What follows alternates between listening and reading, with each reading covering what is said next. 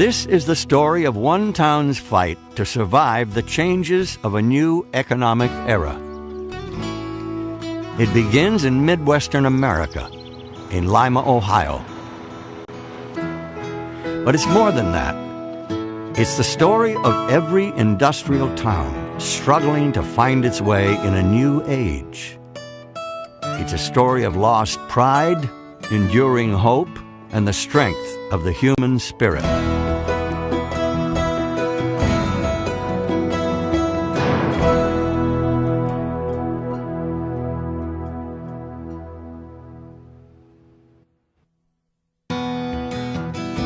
Once upon a time, people were what they made. Industry shaped lives and defined communities. John Keller knows that very well. John is 90 years old, a retired brakeman and conductor. He did his job for 33 years, the glory days in Lima, Ohio.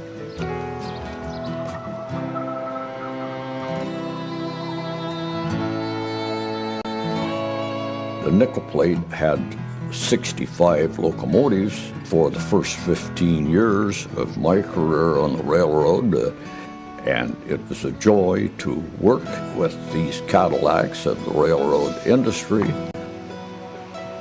In its heyday, the Lima Locomotive Works turned out over 200 of these beauties a year. Now John Keller's Cadillac of the rails sits alone like a caged dinosaur.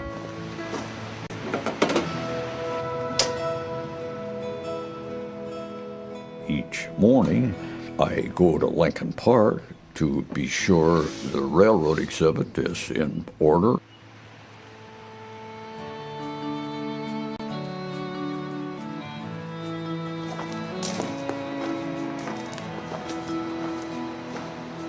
It's necessary in order to maintain the appearance, at least, of a steam locomotive and tender, the last one built here in Lima. He comes just to make sure she's all right, that no one has vandalized her. He comes just to be here and remember an age when smoke filled the sky.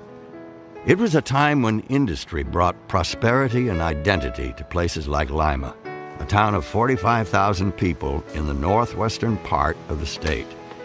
But a changing world economy slowly took it all away. Today, we're isolated. Other than a meager Greyhound service, we have no railroad passenger system.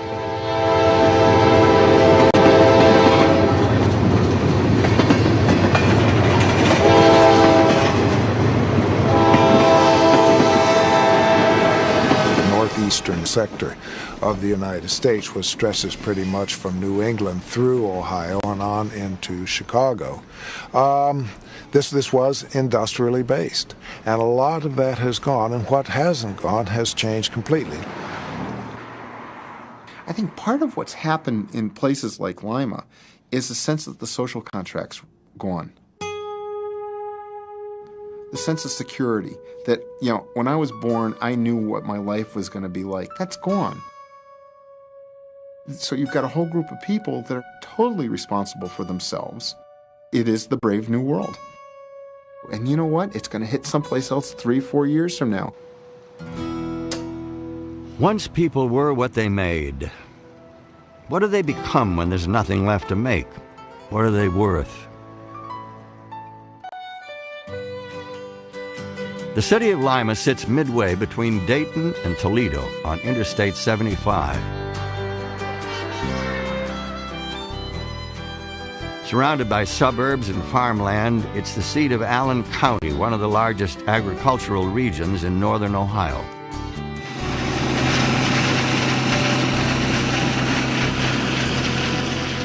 It was named for the capital of Peru, and then, typical for the Midwest, took on its own pronunciation. At a glance, Lima is the picture of small-town America.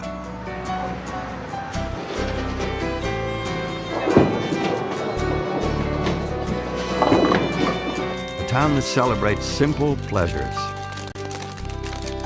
like summer. It glories in common things, like the changing of the seasons. Drop it in there. Right in there. Cool, huh?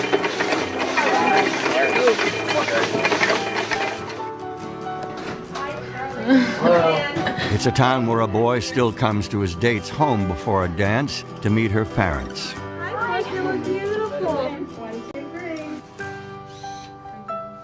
Oh, who are we looking at? It's a town where Friday night's biggest social event is high school football, where the mayor not only attends the games, but his daughter is a cheerleader. It's a town that cherishes its symphony and arts groups.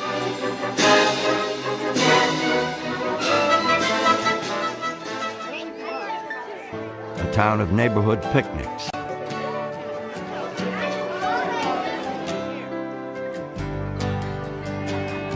Little things still count here.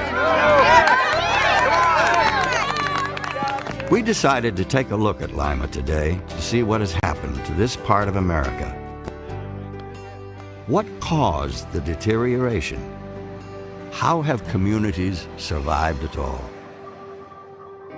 Over a 6-month period, we sought answers in a town small enough to show the effects of a global economy on a human scale. Where is Lima today? On the surface, it is a community intact. But under the surface skulk the ghosts of a time long gone, when Lima was a destination, an industrial powerhouse, a Midwestern success story. One hulking reminder sits on the corner of the empty town square, the once opulent National Trust Bank building, now vacant and ruined. It is a symbol of things gone wrong, a daily reminder of failure.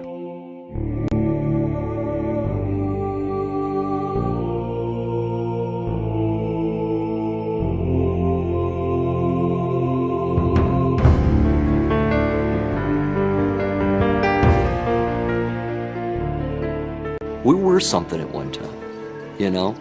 That's a glorious thing when you can think back on having been something at one time. But it can be a serious detriment, too. Bart Mills grew up in Lima and has watched the town struggle for years. His grandfather worked for Standard Oil, his grandmother for the cigar factories, both industries that once thrived here. And cloudy and a high near 80. A former reporter for the local paper, Mills hosts radio WIMA's morning show. On the Heritage Pork Rind Festival over in Harrod. We're talking to Brian Archer this morning. Every town has its storyteller. Telling Lima's story has become Mills' life's work. I had a buddy in college. His name was Ed. And Ed was a football star in his youth. And he used to talk about it all the time. I mean, he didn't really quite cut it at college level, but he still talked about it. And one day, about junior, senior year in college, came to the realization that nobody cared anymore. He was living in the past. And that's what we've done to a point as a city. We got hung up in our star days. For Lima, the star days began with oil. In 1885, a man named Benjamin C. Farote went drilling for natural gas to power his paper mill. He struck black gold instead. A year later, John D. Rockefeller bought 150 acres of navy bean fields and founded the Solar Refinery, later known as Standard Oil of Ohio. For the next decade, Lima reigned as the oil capital of the world, with production at 24 million barrels by 1904. Even after local drilling ceased in 1910, the refinery remained a powerhouse, processing crude piped in from newer fields. Within that time, Lima changed from a quiet farming community to a boom town. Population surged from 16,000 in 1890 to 30,500 in 1910. Private homes became boarding houses for workers. West Market Street became the Golden Block, named for its grand mansions. Downtown boasted new hotels, stores, restaurants, and the stately Farote Opera House and Music Hall, which drew celebrity performers and elegant audiences.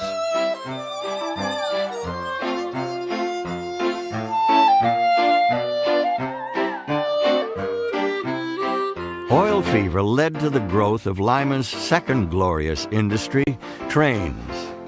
By the early 1900s, the town had become a railroad hub. Well, for years, there were 5 Class 1 railroads that served this community, and then there were 2 major electric railroad systems in addition to the steam lines. And John Keller should know, he became an expert on the lore of Lima's railroads. People may smile when he conducts what locals call his morning worship in the park, but no one doubts his knowledge. He can talk about the best of times in Lima. More than 60% of the employed people in this community worked for a steam or an electric railroad or Union Tank Car Company or Lima Locomotive Works. The Loco Works was the largest producer of trains in the United States. Its Shea engines and A1 superpower steam locomotives made Lima famous worldwide. With oil and trains as its backbone, the town's economy grew. From the Graham Bernstein Motor Truck Company came Liberty Trucks, nationally renowned during World War I. From the Lima Depot came tanks. Superior Coach Company produced buses, ambulances, and hearses. Successful smaller businesses lent diversity.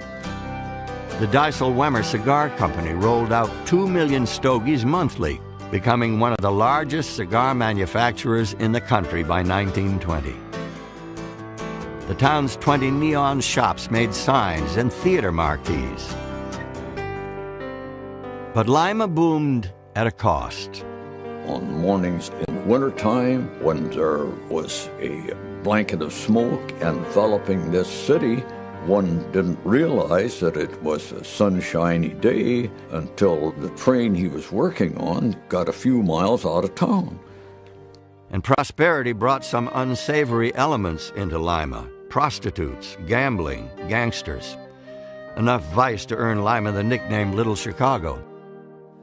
The town was also a hotbed of union activity and radical politics. Lima was one of more than 20 Ohio cities that elected a socialist mayor in 1911. At one time, John Keller, a lifelong activist, ran for governor on the socialist ticket. But Lima's liberal elements didn't spare it from the nation's curse: racism. Prior to about 1940, the Negro population of Lima remained at about 1,200 people. And of course, you could count on fingers the number of Negro people who had jobs that paid anything at all. People said, well, they knew their place.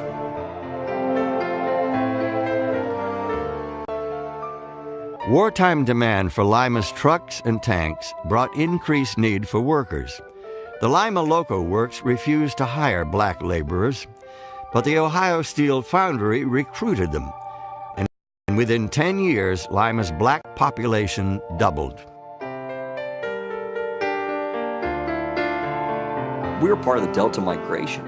5 million blacks came from the Delta area, which is, the Alabama, Louisiana, and they moved up I-75 looking for work. We had a steel plant, and we needed workers. And they built up what was then called Victory Village on the south end of Lima.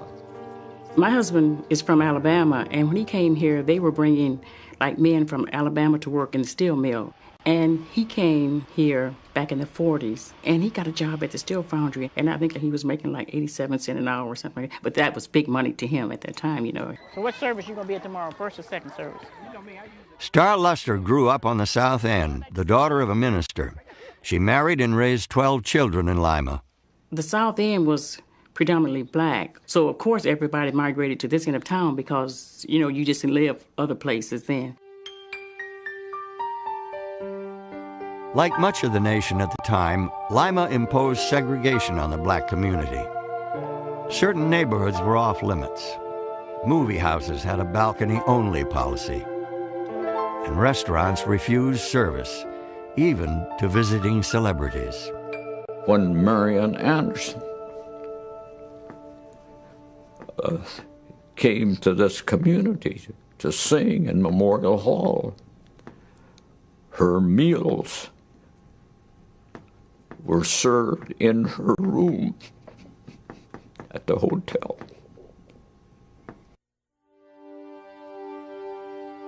Over the years, two distinct Limas developed, one white and one black.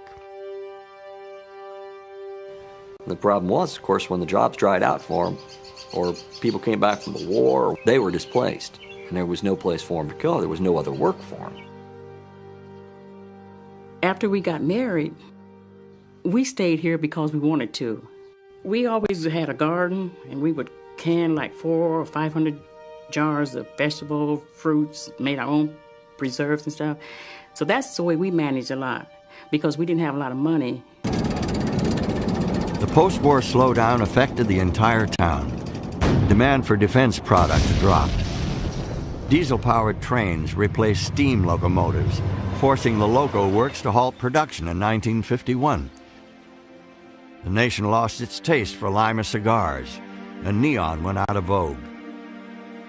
Still, the town economy held steady through the mid-1970s thanks to its industrial base. The steel foundry remained productive. The Lima Ordnance Depot still rolled out tanks. Clark Equipment made cranes on the site of the old loco works. Ford Motor Company produced engines.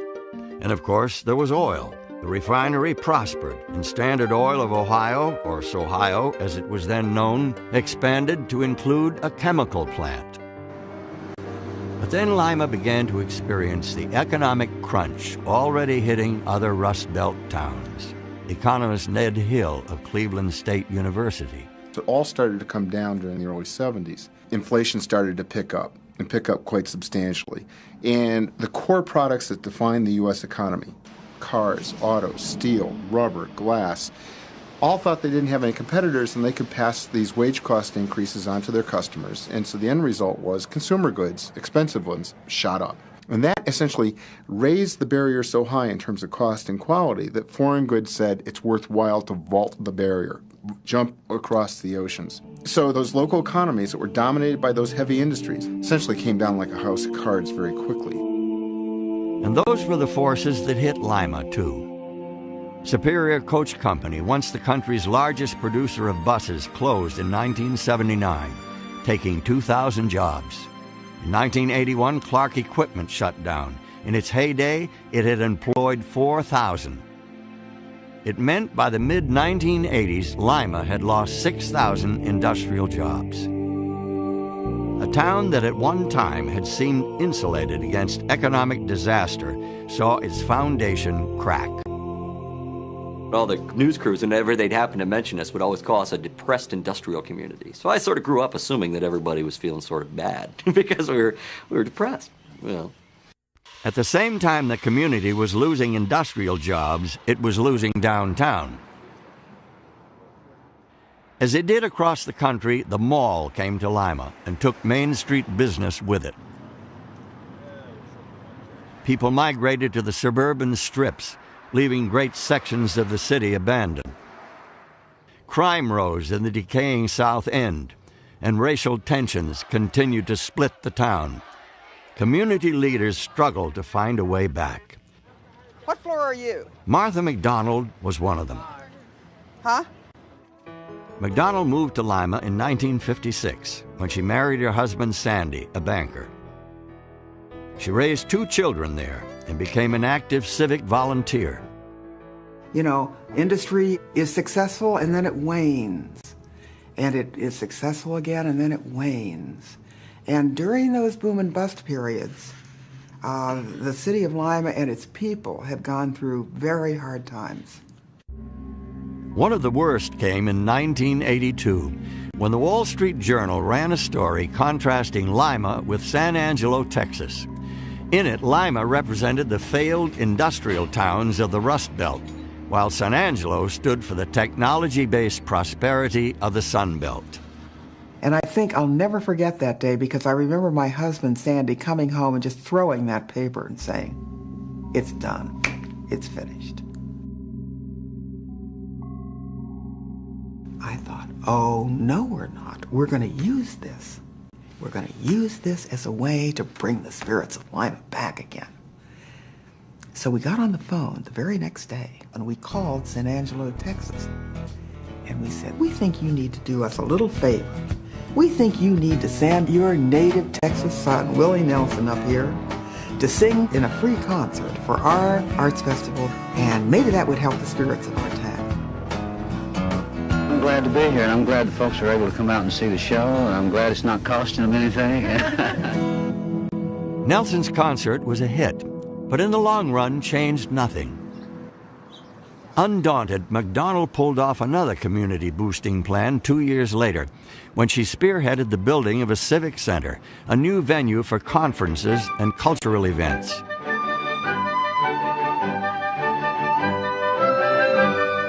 As a symbolic gesture, it worked, but it did little to fix the economic crisis. The town needed real changes, a new financial strategy. It looked to City Hall for answers.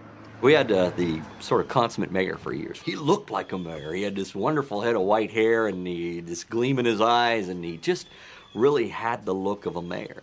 Speaking for city government, I pledge to you that we... For decades, Harry Moyer was thought of as Lima's mayor for life. No one had seriously challenged his tenure. But tough times brought new contenders, among them a man named David Berger. I threw my hat in the ring in 1989, and there were 6 or 5 other candidates, 6 of us total. I was the only one that had not previously been in city government in some fashion.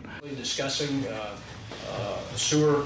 An unlikely candidate, Berger had come to Lima in the 1970s to work in public housing.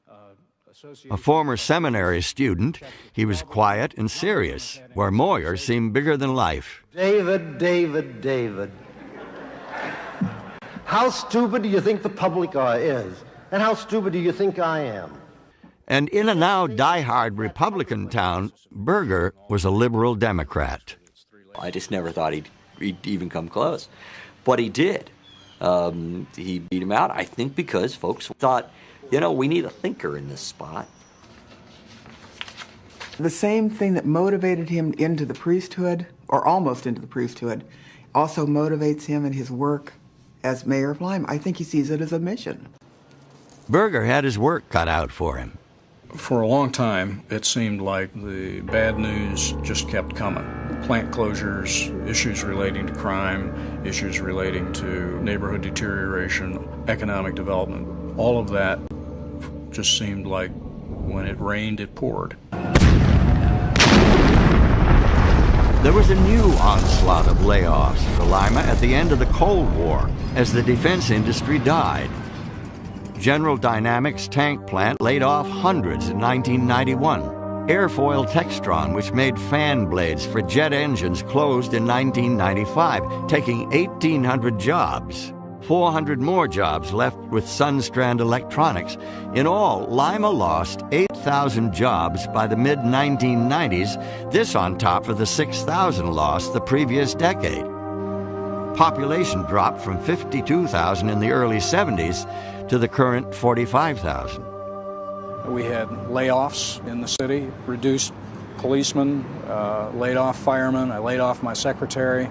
I think the overall community mood was pretty sour.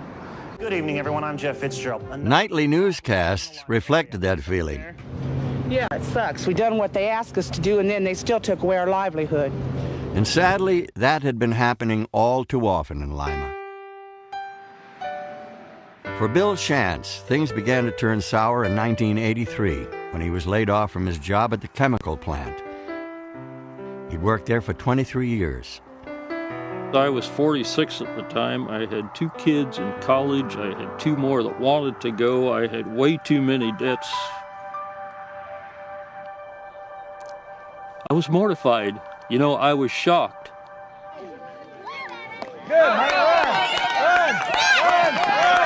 Until that time, Chance had lived the American dream in Lima.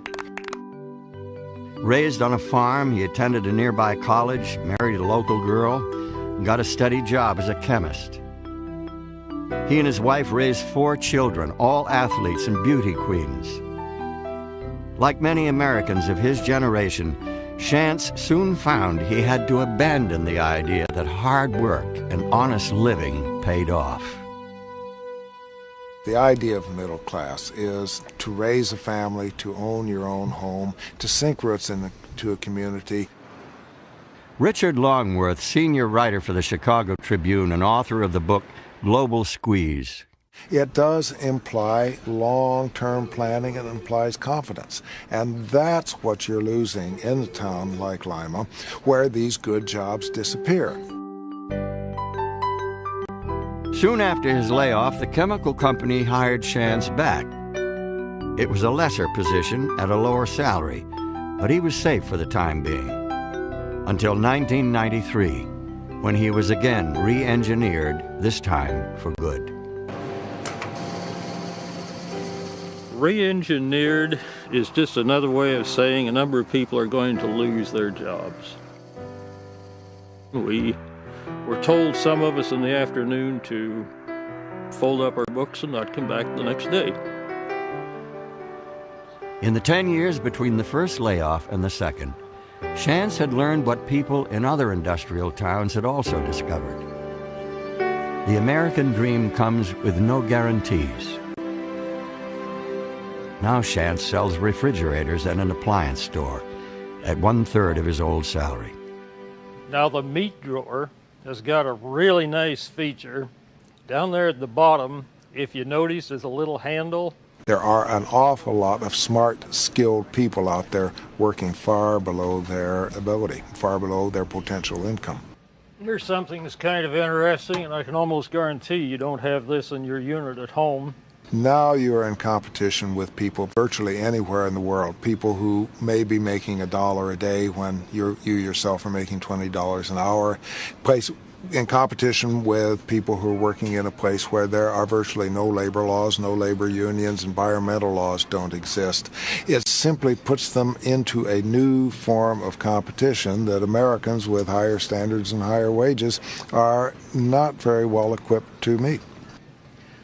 And that's what folks have to deal with in Lima. Exactly. Unemployment figures are low, just 4.5%. But that's because workers like Bill Chance took jobs where they work longer hours for less pay in non-union jobs. It is almost virtually impossible to break that shelf.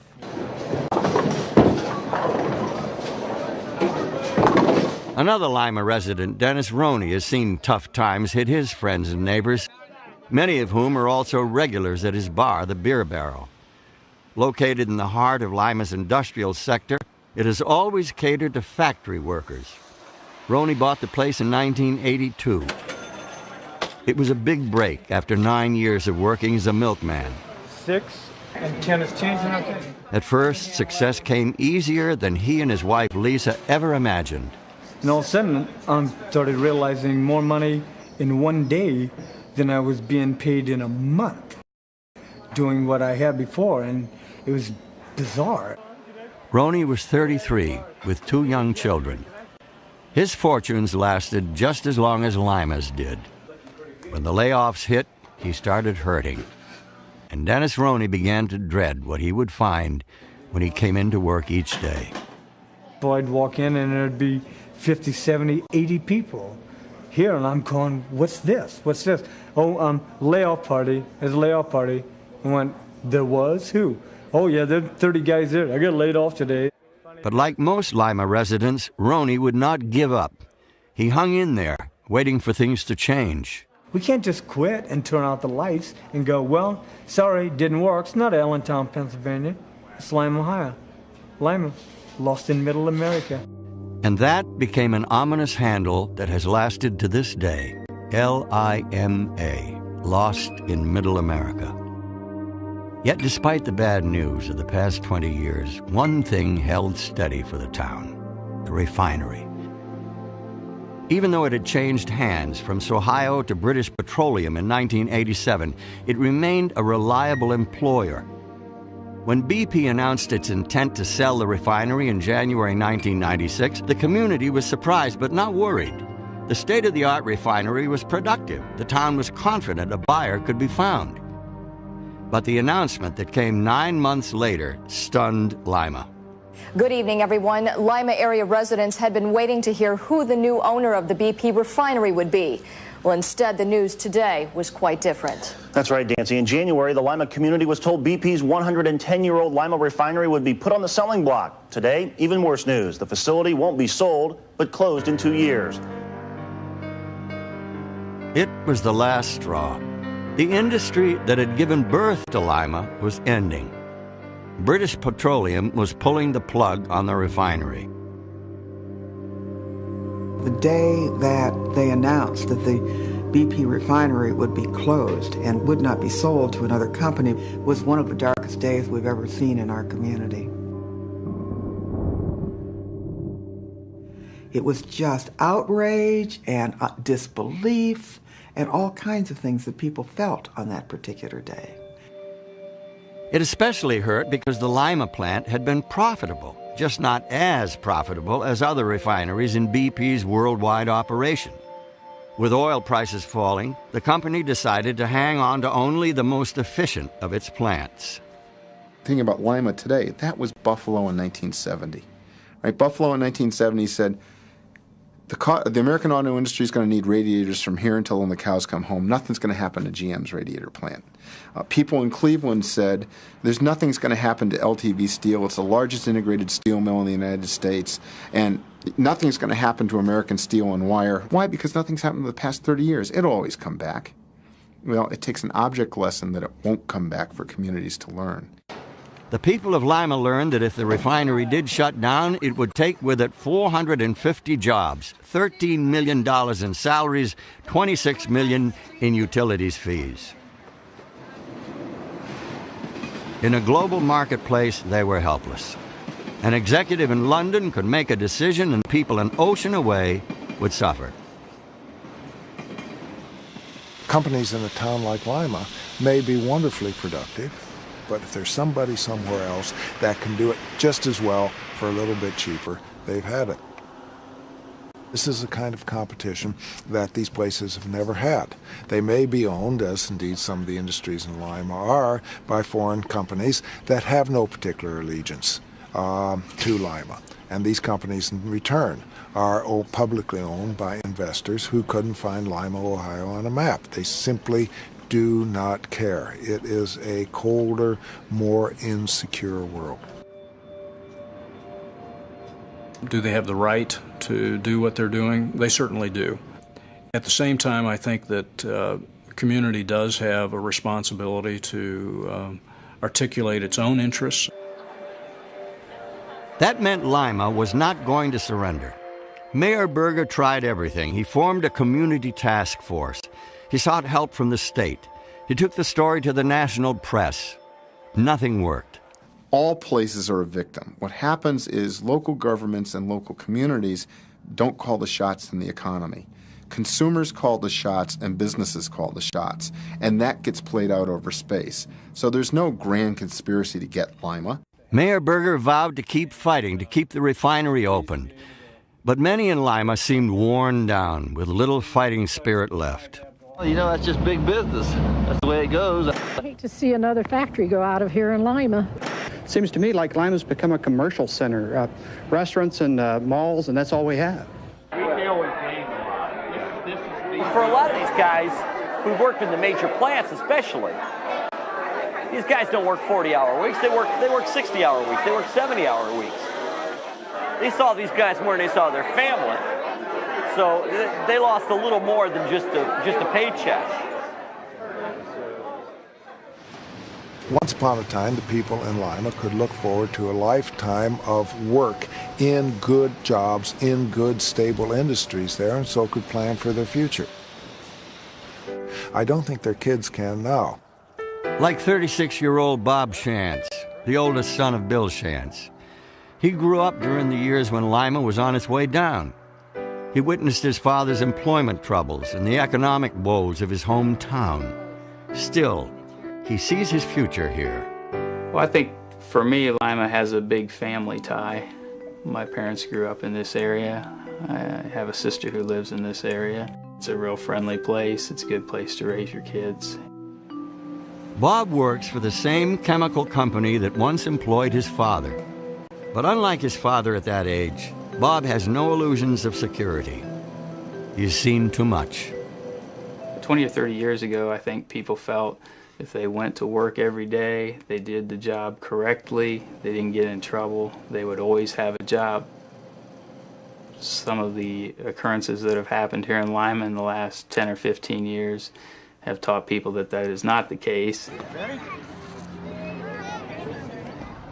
People, I think, stay in Lima because we are Midwesterners. We're used to what we see. We're comfortable with where we live. Maybe we don't know any better. I think we stay here because it's home. And a home that's affordable. A 3-bedroom house in a family-friendly neighborhood goes for about $60,000. There you go. Over the years, I met my wife here. I've had my children here. My family is here. I can afford to live in a nice house, in a nice neighborhood, and I can do what I want to do on, a radio host wage. Mayor Dave Berger long recognized the good things about Lima, and he didn't want them to change. But the imminent closing of the refinery threatened what was left of the town. If BP went, the community infrastructure would go with it. Quite often the firms that get hit are the big stakeholders, the prominent firms, the ones that pay the best wages. When the boys' clubs and girls' clubs need a donation, they're there. When there's leadership needed for the local school board, it's their executives that come forward. When they take a hit, it's that community capital. Everything around which an economy, as well as the social structure of the community, begins to fall apart. Meanwhile, people are saying, who now is behind the downtown? Who cares about Main Street? So it really comes down to is, what's your identity, and where's your leadership from, and who's got the muscle to catalyze resources? That responsibility fell squarely on the shoulders of Mayor Berger. He had wanted the job, and now it was up to him to get Lima back on its feet. But how? Break ground on the hotel. By sticking with a strategy he had been implementing since he took office in 1990. So beginning to focus people, motivate the community to believe in itself, and then to begin to take active steps to correct some of those issues. That has been a long process. The mayor's strategy was three-pronged. The first, his top priority, was to attract new industry. The 65 acres that we have optioned are at a fixed price. And he'll be there. Leading the charge was Marcel Wagner, president of the Allen Economic Development Group. Wagner had originally come to town in 1990 when his wife became chaplain at a local hospital. Wagner himself had had trouble finding work in Lima back then. Now his job was to create work for others. From the beginning, Lima was a tough sell. Very first trade show we did, we went out to California, and it was during the early 90s. The booth on the left of us was Salt Lake City, Utah, and they had a 8-foot picture of a person skiing down this beautiful mountain, and on the other side of us was Charleston, South Carolina, and their graphic in the back of their booth was a guy playing golf right along the ocean at sunset, and here we are, Lima, Ohio, in the middle, and of course we didn't get much traffic, so we finally went out and we got a sign that said, "Where the heck is Lima, Ohio?" and put that across the header of our booth to try to get some attention. Getting noticed was step one, but what did Lima have to offer a potential investor? Wagner worked up a convincing sales pitch. First of all, we still have a decent supply of labor. We have a workforce of 8,000 or 9,000 people that have been displaced from defense that are available to come back to work in the community. Couple it with a low tax rate, with a low cost of property, It has a lot to offer. But where Wagner saw potential in Lima, the town saw defeat. Economic slaughter had left them weary and hopeless. No matter what they did, it seemed one company after the other had abandoned them. I think what bothers me is that a lot of people here tend to accept the responsibility for that. And the first assumption is, what did Lima do wrong? Well, when you start to really look at it, we didn't do anything wrong. It's a change in industry. It's a change in the world situation. The town desperately needed to regain its confidence. It would take more than just new jobs to accomplish that. So the mayor tackled the second part of his comeback plan: community revival at the grassroots level. You know, you tried to make people feel good about the town. But the best way to make them feel good about the town is let them get to know one another. He spearheaded the creation of neighborhood associations. Over 30 strong, they brought people together to clean up and improve their communities. At the same time, Berger tried to confront Lima's racial problems. Race has been a principal, silent, and ignored issue in the community. And back at the time that the Rodney King incident first blew up, we had started a process here which continued for the last 5 years to engage the community in an explicit series of dialogues on the issue of race. The discussions were so successful they garnered national attention and gave residents a sense of hope and achievement. For a town that needed to sell itself, it was a promising start. We certainly haven't solved the issues of race in our community, but we have engaged explicitly in some activities that I think matter. Within this environment, new leadership took root in the South End in the form of a man named Lamont Monford. And we want to blame everybody for our problems but ourselves. And I stopped by to tell you, brothers, it's time for us to start looking at ourselves and say it's not her fault, it's not their fault, it's my fault, and it's time for me to take care of my problem. Monford, a South End native, is pastor of Philippian Missionary Baptist Church, the largest black church in Lima.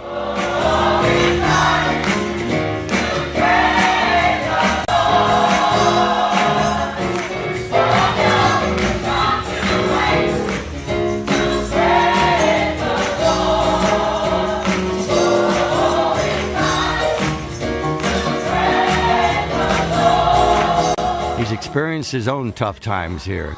His mother was murdered when he was 13. His father was laid off from the steel foundry in the 1980s. But to Monford, Lima is home. And like the mayor, he's determined to make it a better place. I would like to stay in Lima because it's where my heart is. So I see myself here bringing about a mindset for people in South Lima where we'll have grocery stores on South Lima, senior citizen complexes in South Lima, gas stations in South Lima, black-owned businesses, not to isolate or separate, but to allow our dollars to start turning over in our community like they do in other communities.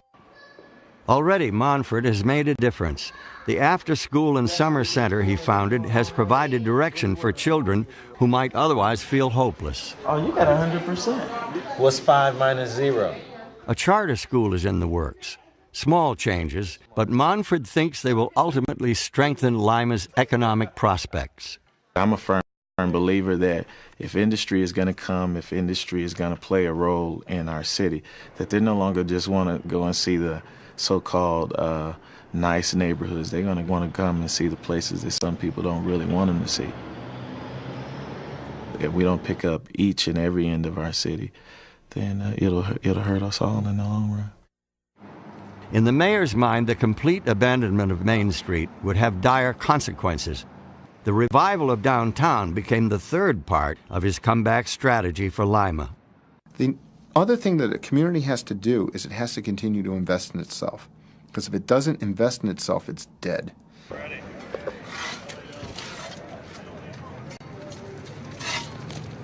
In June 1998, Lima broke ground for a new hotel and parking garage. the first major investment in downtown in decades. Well, the primary constraint to the downtown has been that people have not had convenient parking.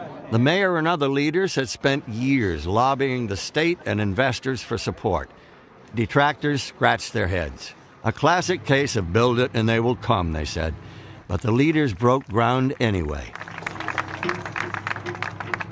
If you lose downtown in a place like Lima, you're losing the community heart and symbol of the community. So that it isn't an either-or proposition. Gee, are we going to build downtown, or are we going to go out and foster new plants? They have to take place simultaneously. Before long, up went a new YMCA in downtown Lima. Soon there was even talk of an upscale restaurant coming to the center of town. Seems like not a big deal to somebody maybe in a larger city to hear that, oh, there's an Italian joint going in downtown. I tell you what, that gets us excited.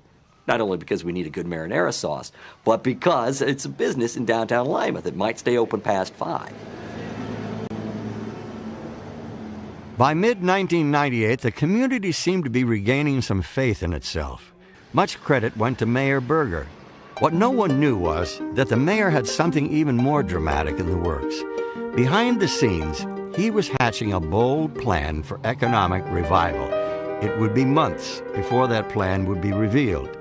Well, Dayton is our southern suburb and Toledo's our northern suburb. In the meantime, by June 1998, Marcel Wagner of the Allen Economic Development Group began to see signs of hope on the industrial front.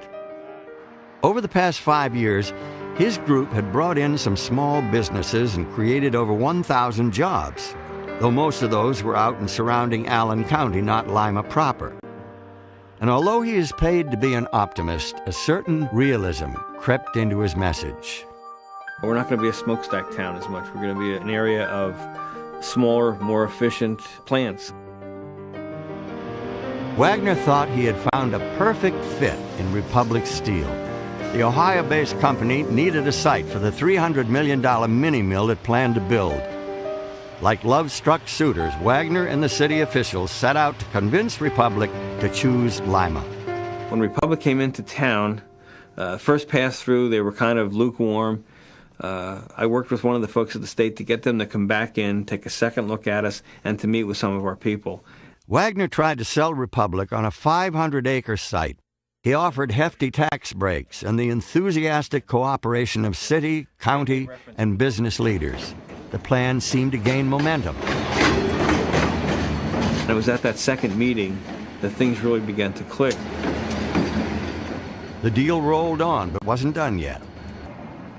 Winning the Republic contract would be a triumph for a town stuck in its past. With the refinery shut down only months away, victory now seemed more important than ever. New business in Lima would perhaps leave the town feeling bittersweet about the refinery loss instead of just bitter. And then something very sweet and quite unexpected happened. Good evening, everyone. The processing of oil will continue in Lima, but this time it won't be in the hands of the company we've come to know so well over the last 100 years or so. BP is selling its refinery business to Clark USA. The mayor's secret work had paid off. In July 1998, BP suddenly announced it was not closing the refinery after all. Instead, it was selling to an American company, Clark USA, based in St. Louis. Lima was giddy with the news. No one had dreamed that it was possible to save the refinery. No one, that is, except the mayor. For months, he'd been working to broker a deal between Clark and BP, a deal contingent on the confidentiality of all parties. The secret was now out, and the mayor became a local hero. This really catapulted, I think, public opinion and the community's sense of itself to a level of positive feeling that probably hasn't existed here for 30, 40 years.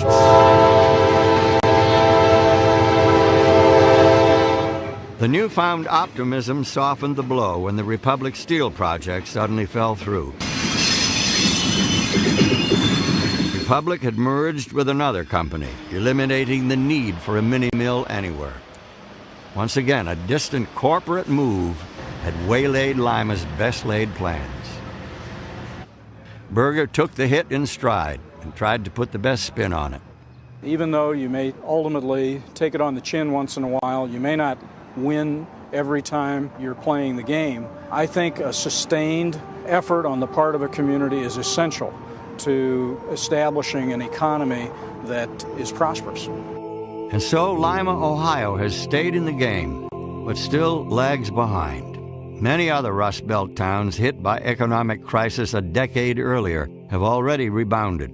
We do a piece of work for Industry Week magazine every year called World Class Communities, and this is to identify world-class places for manufacturing production, and the list has been dominated by formerly Rust Belt cities.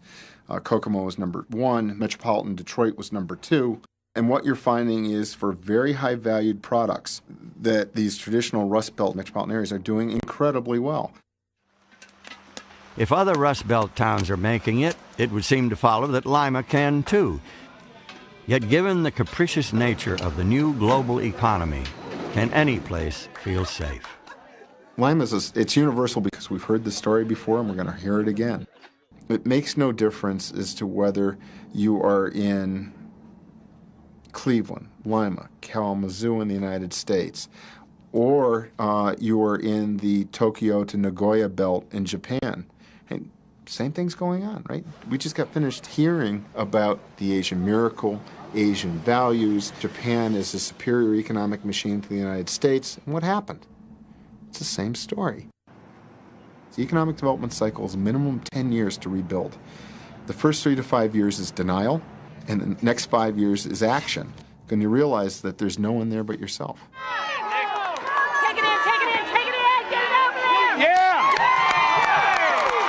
This has been the story of one town's struggle against the forces of a new global economy. What almost everyone in Lima knows is that even if the town does beat the odds, lives will never be the same.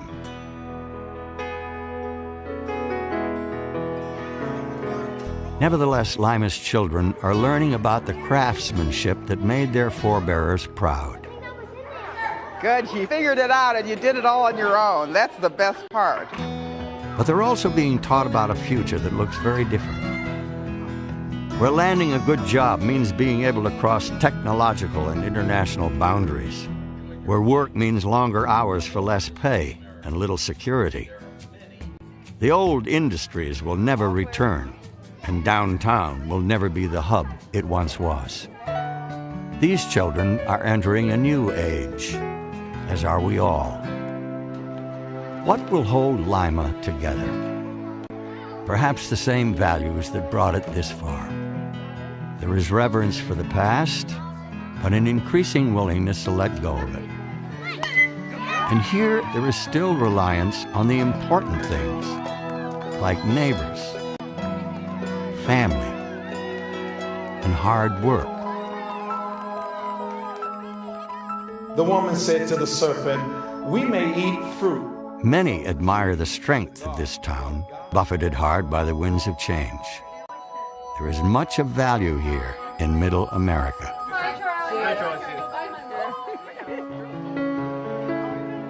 And much to be learned about perseverance and the power of the human spirit.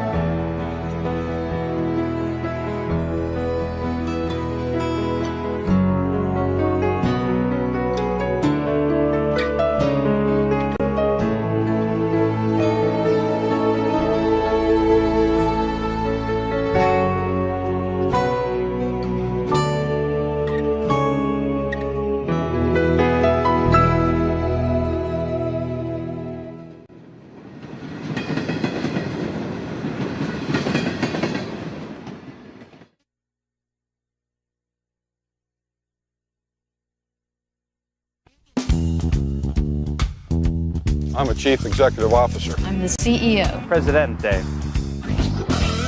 Chief, the top dog. I'm the big honcho. Welcome to my kingdom. I'm the queso grande. I'm the big cheese. Huge. I'm the owner. I'm also the product tester. At Huntington, our business bankers treat you like you have unique goals. I want to sell nationwide. I'd like to retire here. Because you do. I'm the chief executive officer.